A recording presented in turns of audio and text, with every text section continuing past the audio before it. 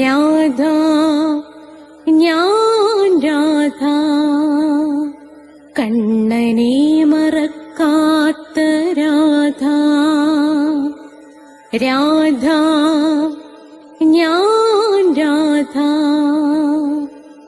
കണ്ണനെ മറക്കാത്ത രാധ.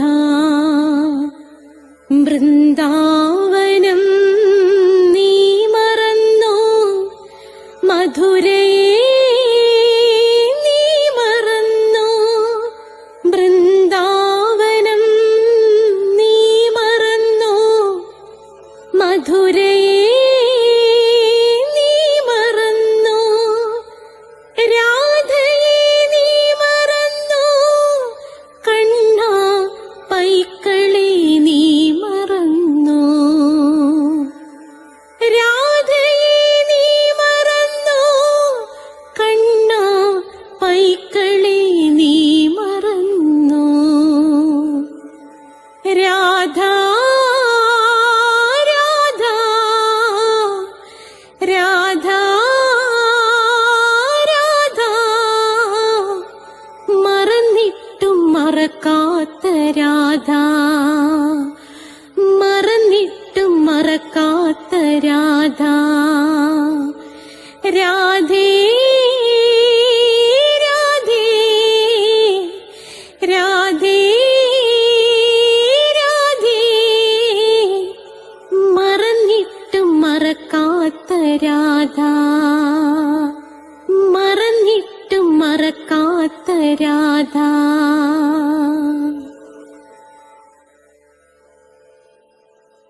രാധേ രാധേ ഓ രാധേ രാധേ, രാധേ രാധേ ഓ രാധേ രാധേ. രാധേ രാധേ എന്ന ചാനലിലേക്ക് എല്ലാ പ്രേക്ഷകർക്കും സ്വാഗതം.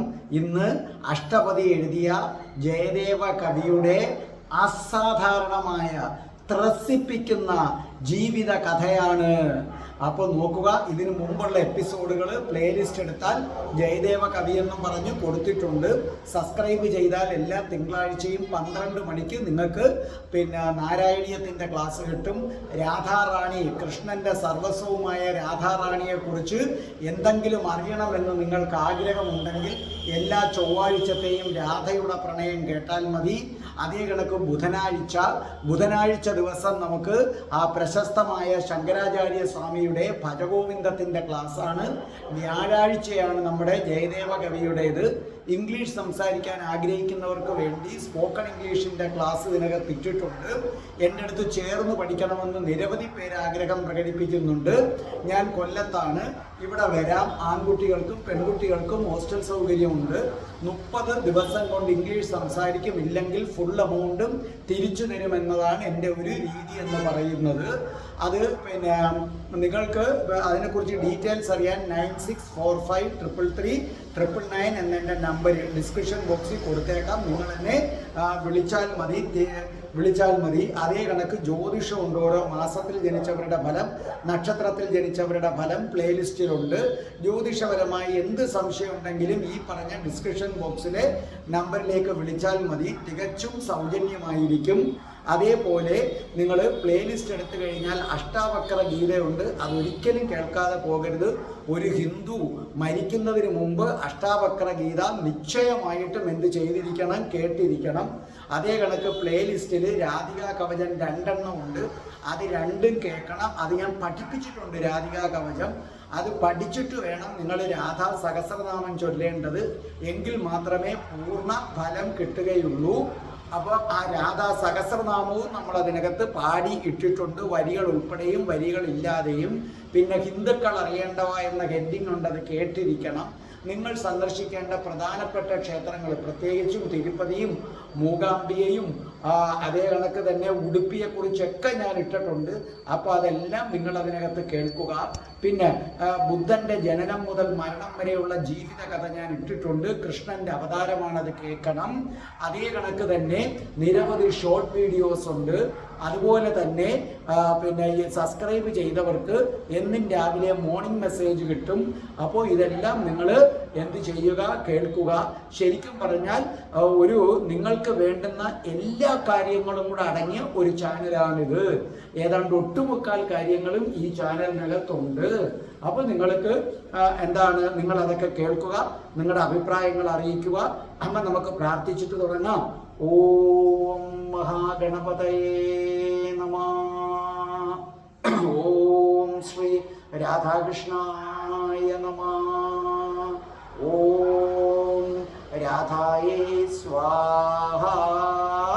രാധേ രാധേ ഓ രാധേ രാധേ, രാധേ രാധേ ഓ രാധേ രാധേ, രാധേ രാധേ ഓ രാധേ രാധേ, രാധേ രാധേ ഓ രാധേ രാധേ, രാധേ രാധേ ഓ രാധേ രാധേ, രാധേ രാധേ ഓ രാധേ രാധേ.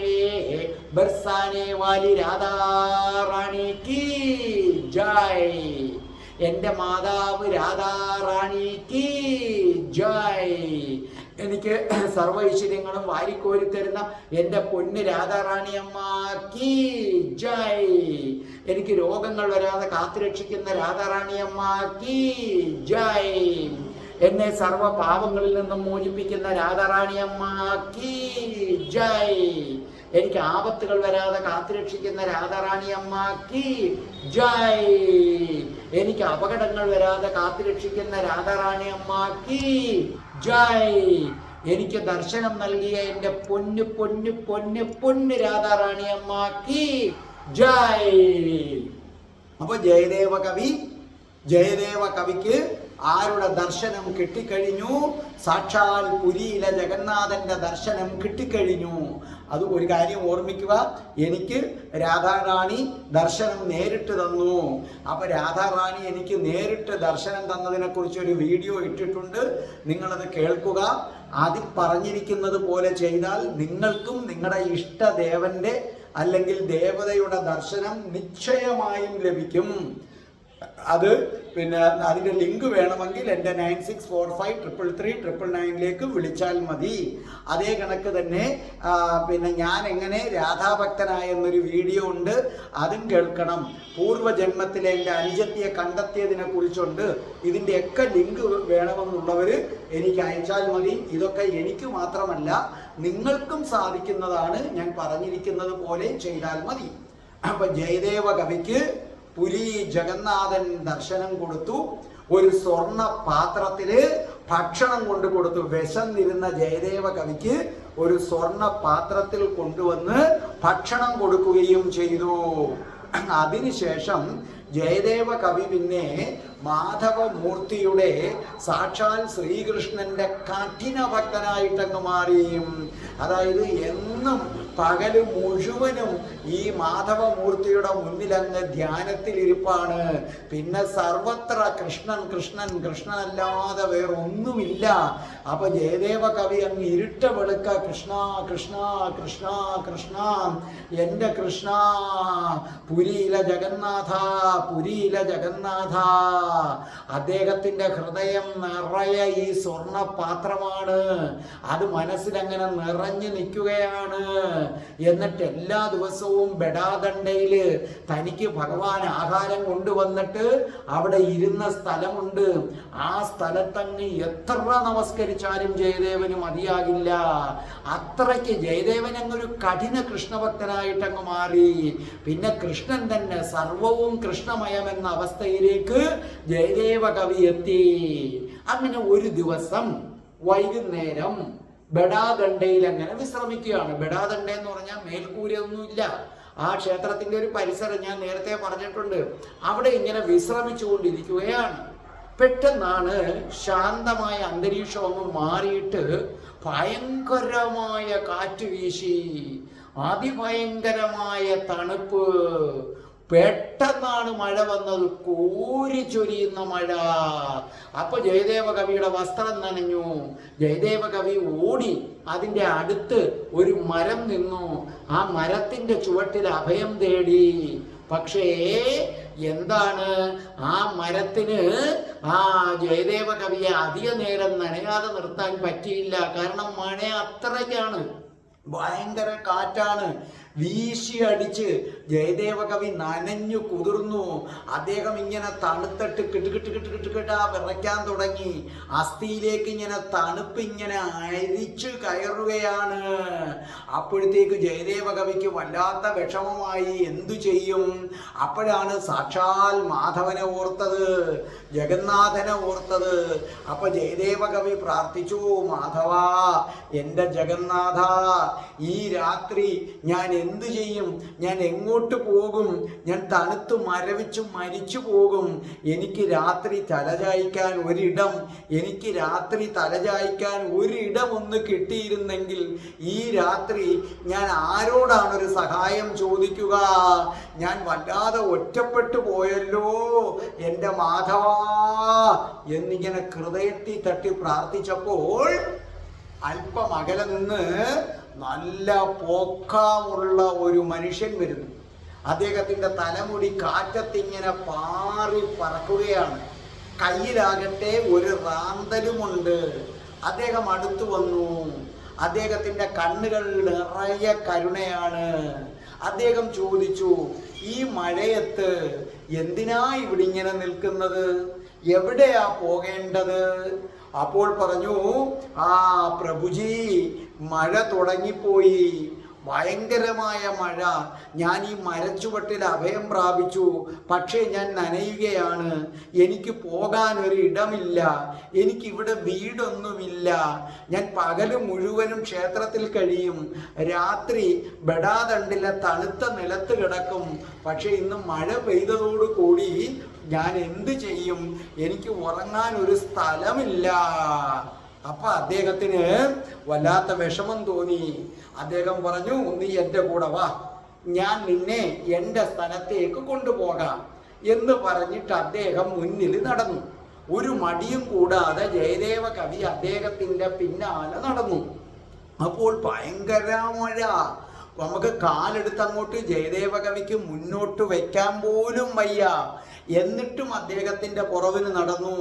ജയദേവ കവിക്ക് മനസ്സിലായി, സാക്ഷാൽ പുരിയിലെ ജഗന്നാഥൻ തനിക്ക് വേണ്ടി ഒരു രക്ഷകനെ അയച്ചതാണ്.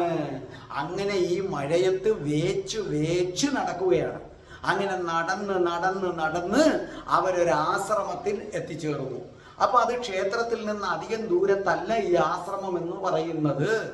അദ്ദേഹം വന്ന് കയറിയപ്പോ തന്നെ ജയദേവന് തല തോർത്തി കൊടുത്തു.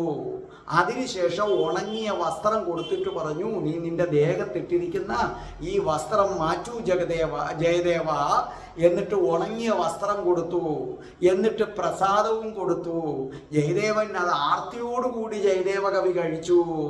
അദ്ദേഹം പറഞ്ഞു, വയറങ്ങ് നിറഞ്ഞു. ജയദേവ കവിക്ക് മനസ്സും നിറഞ്ഞു. അദ്ദേഹം പറഞ്ഞു, നന്ദി ബാബ, നന്ദി.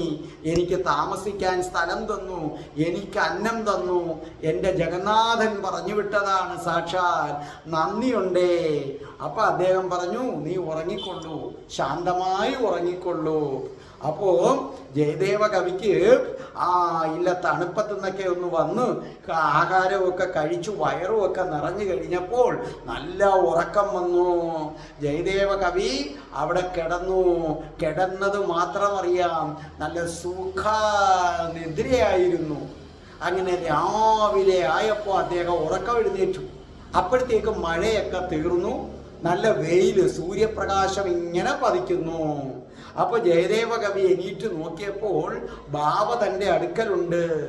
ആ സന്യാസി വര്യൻ ബാബ ആരെ നോക്കി പുഞ്ചിരിച്ചു? ജയദേവ കവിയെ നോക്കി പുഞ്ചിരിച്ചു. അപ്പൊ ജയദേവ കവി എഴുന്നേറ്റിട്ട് ഞാൻ പോകട്ടെ എന്ന് ചോദിച്ചു. അപ്പൊ ബാബ പറഞ്ഞു, നോക്കൂ മകനെ, നിനക്കെപ്പോൾ വേണമെങ്കിലും ഈ ആശ്രമത്തിലേക്ക് സ്വാഗതം. നിനക്ക് ഏത് ദിവസം വേണമെങ്കിലും ഈ ആശ്രമത്തിലേക്ക് വരാം. അപ്പൊ അദ്ദേഹം പറഞ്ഞു, വളരെ നന്ദി ബാബ, വളരെ നന്ദി. അദ്ദേഹം അവിടുന്ന് നേരെ പുരിയിലെ കടലിലെത്തി, മുങ്ങിക്കുളിച്ചു. അതിനുശേഷം അവിടുത്തെ മണൽപ്പരപ്പിൽ ഇങ്ങനെ ധ്യാനത്തിലിരുന്നു.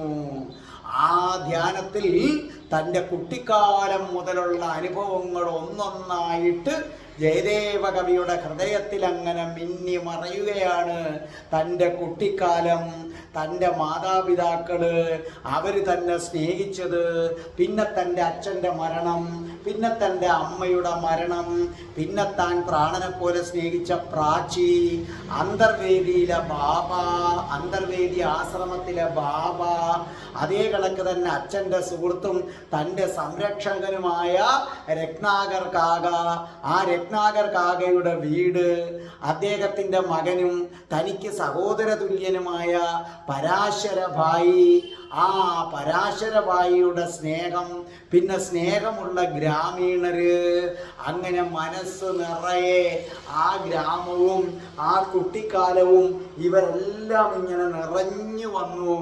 എന്തോ ഒരു വല്ലാത്ത നഷ്ടബോധം ജയദേവ കവിക്ക് തോന്നി. ആ സമയത്തൊരാൾ വന്നിട്ട് ചോദിക്കുകയാണ്, നിങ്ങളാണോ ജയദേവൻ? അപ്പൊ ജയദേവ കവി പെട്ടെന്ന് ധ്യാനത്തിൽ നിന്നങ്ങ് ഉണർന്നു. തൻ്റെ മുന്നിൽ ഒരു മനുഷ്യൻ, അദ്ദേഹം ചോദിക്കുകയാണ്, നിങ്ങളാണോ ജയദേവൻ എന്ന് പറയുന്നത്? നിങ്ങളാണോ? അപ്പൊ ജയദേവ കവി പറഞ്ഞു, അതെ, ഞാനാണ് ജയദേവൻ എന്ന് പറയുന്നത്. അപ്പൊ അദ്ദേഹം ദൂരേക്ക് നോക്കിക്കൊണ്ട് പറഞ്ഞു, ദേ നോക്കേ, കുറേ നേരമായി അവള് നിങ്ങളെ തന്നെ തിരക്കി നടക്കുകയാണ്.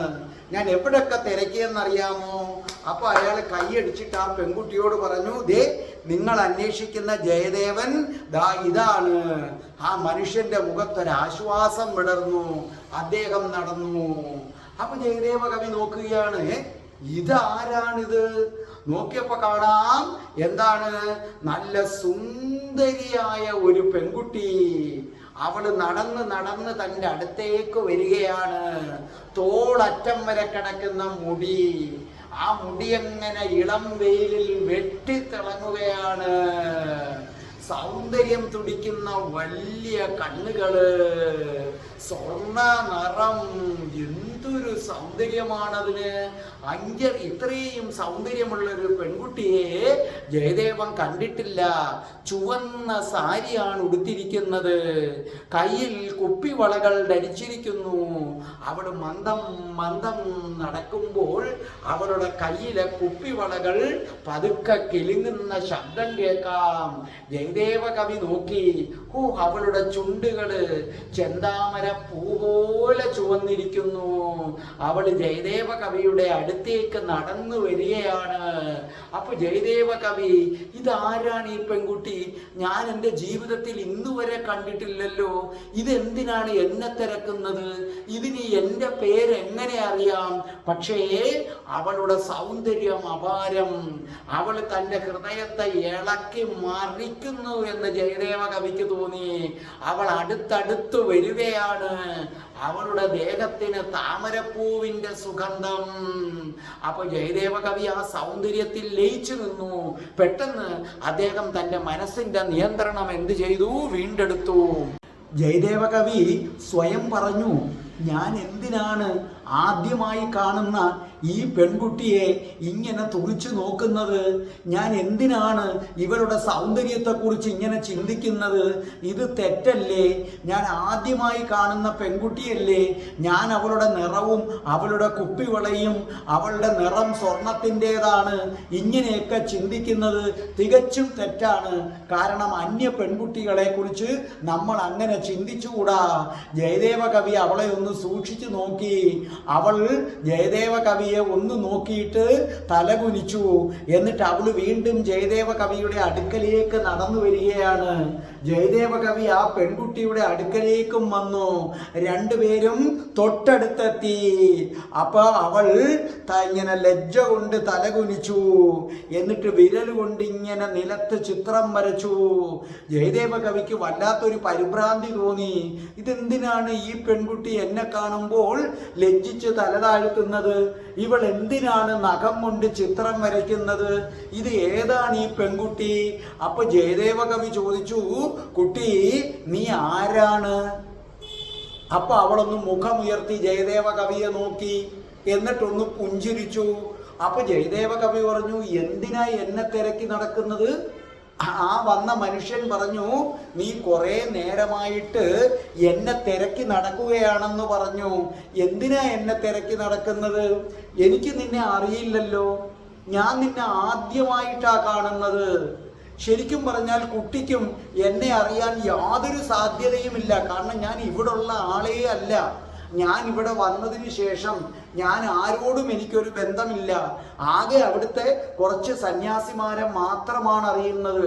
അതുകൊണ്ട് തീർച്ചയായിട്ടും കുട്ടിക്ക് എന്നെ അറിയാൻ ഒരു വഴിയുമില്ല. പക്ഷേ നിങ്ങൾ എൻ്റെ പേര് ചോദിച്ചിട്ടാണ് നടക്കുന്നത്. നിങ്ങൾക്ക് എങ്ങനെ എൻ്റെ പേരറിയാം? എന്നെ എന്തിനാ തിരക്കുന്നത്?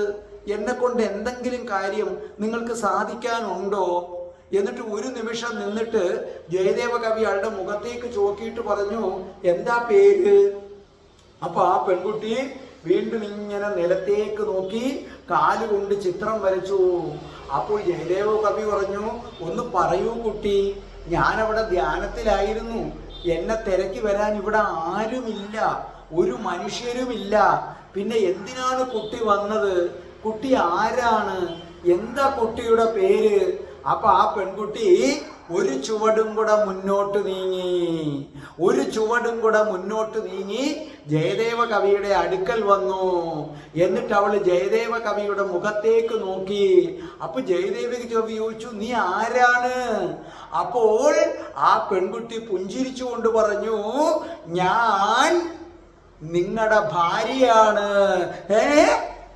എന്താ എന്താ പറഞ്ഞത്? അപ്പൊ ആ പെൺകുട്ടി വീണ്ടും പറഞ്ഞു, അതെ, ഞാൻ നിങ്ങളുടെ ഭാര്യയാണ്.